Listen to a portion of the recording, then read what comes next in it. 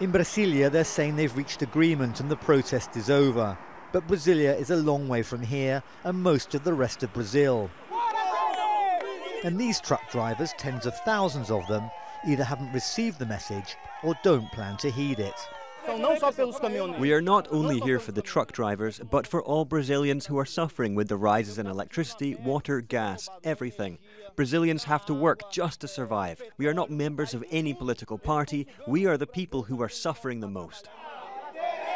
They're saying the rise in the price of diesel makes it hard for them to earn a living, and tempers are frayed. This used to be a strike. Now it's more than a strike. Brazil has realized that we can't keep going with these politicians who over the years we've seen involved in corruption, bribery and scandals. The government has offered a 10% reduction, but can hardly afford the more than $1.25 billion it will have to pay the state oil company Petrobras in compensation.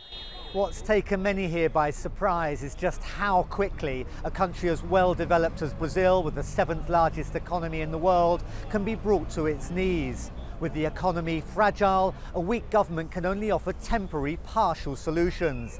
With everybody here now very well aware of how reliant we all are on a constant flow of fuel. Protesting drivers have been blocking roads across Brazil.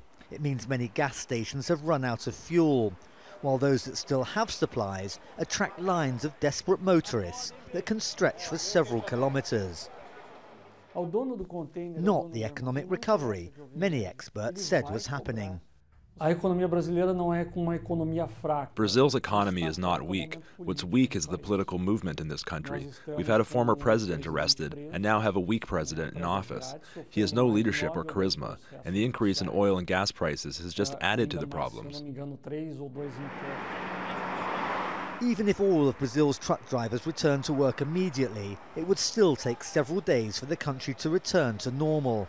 But with presidential elections due in October, it would be a normality fraught with tension and the threat of more strikes and protests. Schweimler, Jazeera, Sao Paulo.